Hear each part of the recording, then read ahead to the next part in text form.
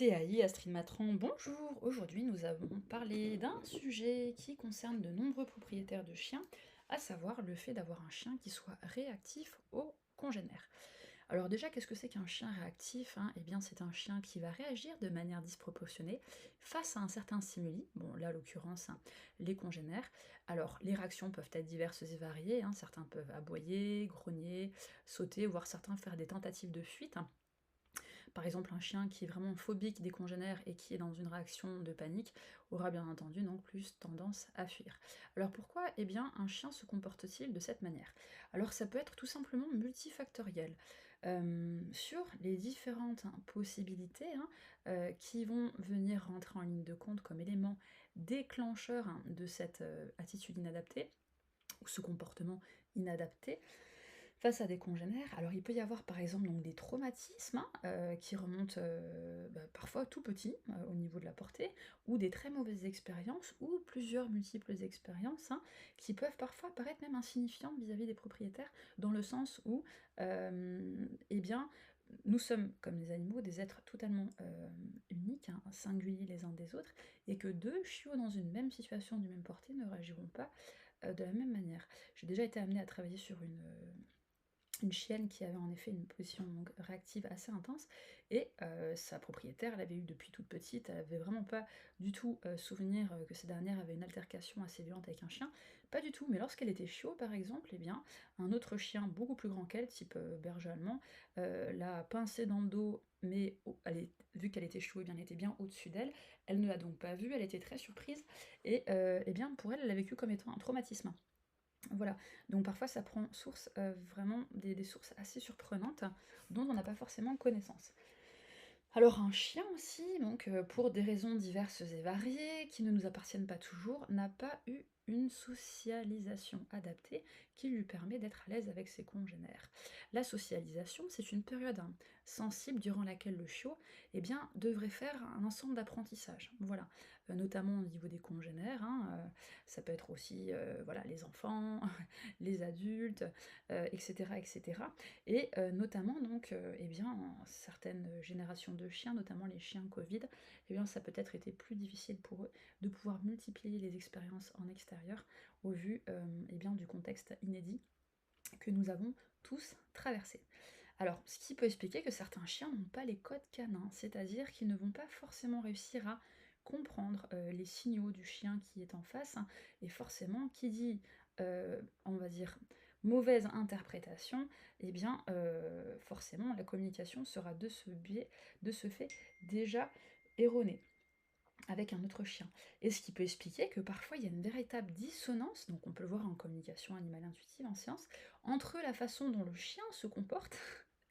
croit se comporter entre guillemets et la réalité. Exemple, un chien qui va être super excité d'aller voir un congénère, qui arrive pas à se tenir, qui arrive pas à gérer. Il peut arriver à toute balle sur un chien, mais en face, donc ce qui est pas forcément interprété de façon très positive par le congénère d'en face, en fonction lui aussi de ses expériences, de son état physique, etc. Alors que pour ce chien-là, en fait, c'est juste une super excitation, mais pour le chien d'en face, c'est pas vraiment perçu de cette manière. Donc et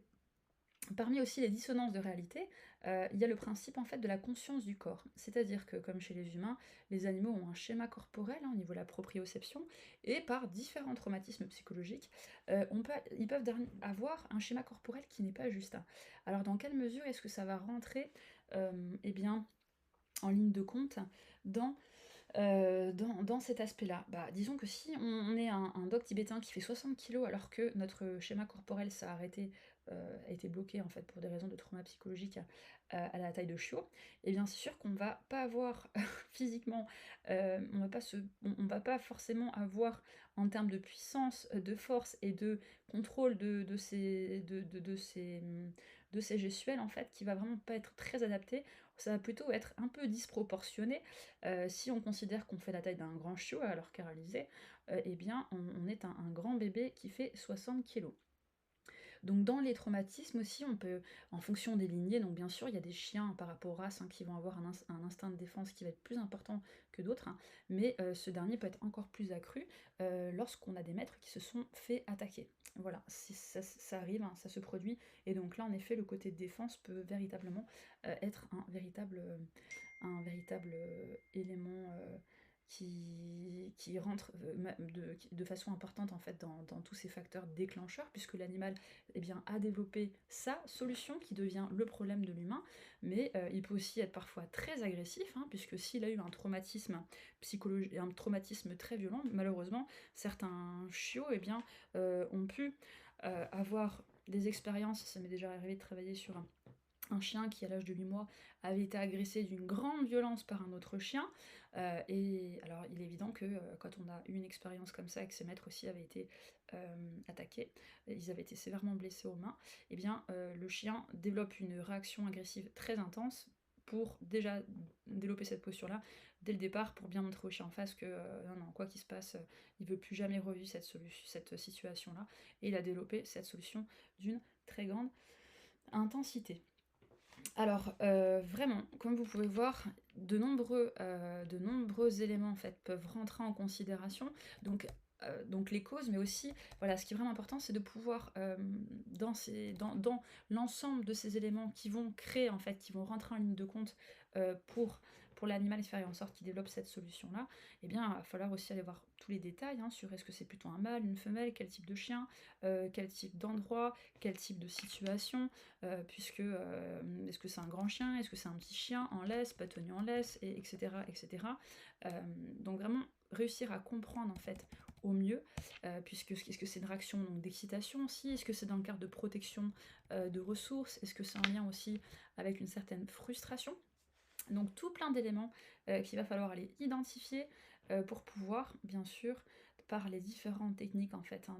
donc notamment la communication animale intuitive, aller réduire en fait, amoindrir eh bien, cette posture-là, et puis pour venir en amont, hein, faire un travail préparatoire qui sera continué par un éducateur canin, par un comportementaliste, hein, puisque les deux sont vraiment complémentaires, de travailler à la fois sur l'aspect émotionnel, puisque voilà, donc c'est l'émotion, hein, qui va, étant inconfortable, hein, et c'est suite à ces dernières, et bien notre très cher chien va développer cette attitude-là.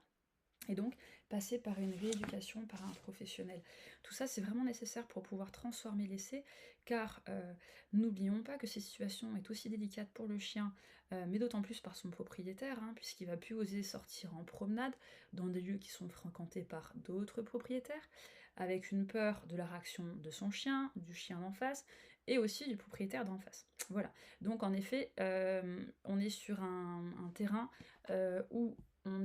il y a de nombreux paramètres à gérer, si je puis dire, qui nécessitent réellement, vraiment pour être optimal, une prise en charge en amont, et ensuite avec un accompagnement d'un professionnel digne de confiance.